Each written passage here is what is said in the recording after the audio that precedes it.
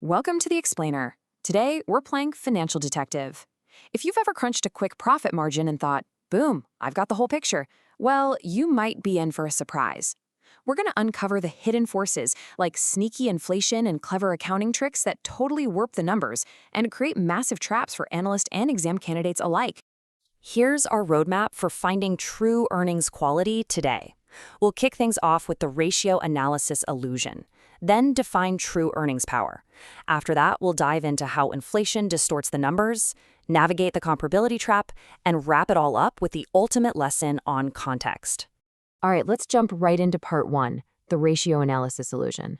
So it's incredibly tempting to look at two numbers from two different companies and just assume they're telling you the exact same story, right?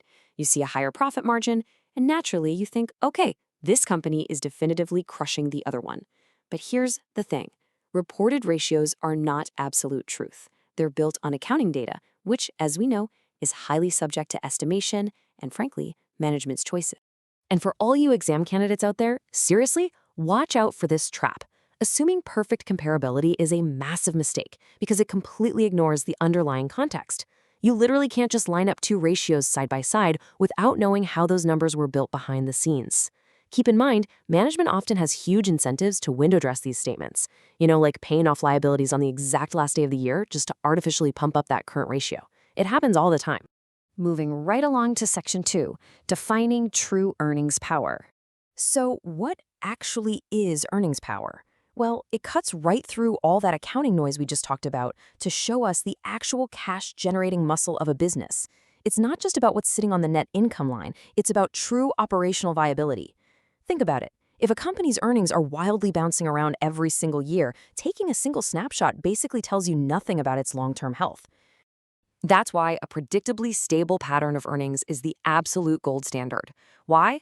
Because it's the most reliable way a firm can fund three absolutely critical things: its fixed charges, its long-term debt, and its future dividends. When analysts see that kind of consistency, they see a company that's actually capable of rewarding its shareholders year in and year out. And this brings us to a really important distinction: simple accounting profit versus true economic profit.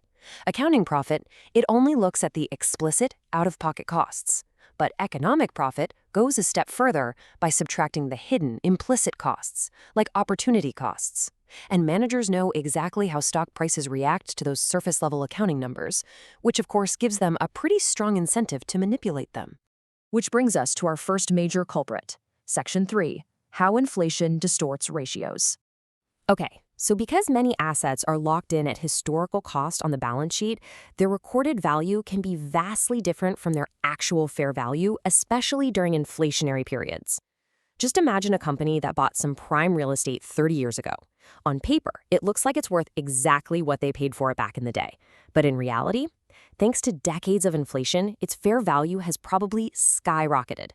So if you're trying to calculate a total assets turnover ratio using that old historical cost, your denominator is going to be artificially low, which instantly makes the turnover ratio look artificially high. It completely skews the picture.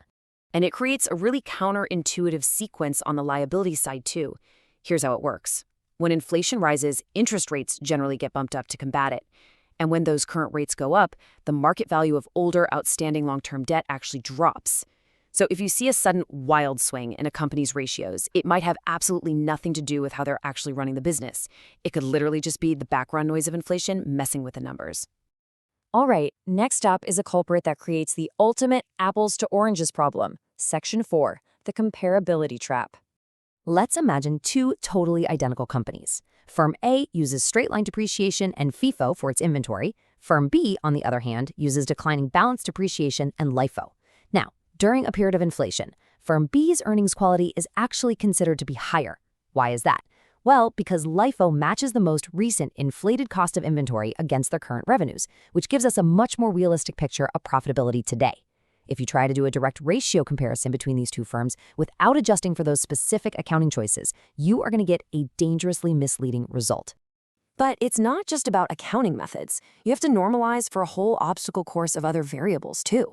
For instance, if one firm ends its fiscal year in December and another ends theirs in March, seasonal highs and lows are going to skew their inventory and receivables completely differently. Then throw in things like different before and after tax presentations or operating in different geographic locations with entirely different labor markets and regulations. Honestly, without adjusting for this stuff, two companies might as well be operating in completely different economic universes. So let's tie this whole investigation together. Section 5, Context, the ultimate lesson. It really all boils down to this. Earnings quality is a measure of how useful reported earnings are as a performance indicator. If a company's earnings are heavily reliant on weak accounting principles just to look good on paper, well, any ratios you build on top of those earnings are basically useless. The math you're doing is only ever going to be as strong as the data underneath it. Whether you're an analyst or a student, you absolutely have to understand the context before drawing any conclusions. These numbers just do not exist in a vacuum. So, the next time you're staring at a really shiny profit ratio, I want you to ask yourself, what's the real story here? Is this number distorted by inflation? Are the accounting methods actually comparable? Are we looking at true earnings power, or is it just an accounting illusion? Keep asking the right questions, and I promise you'll uncover the actual truth hiding behind the balance sheet. Thanks for hanging out with me on this explainer.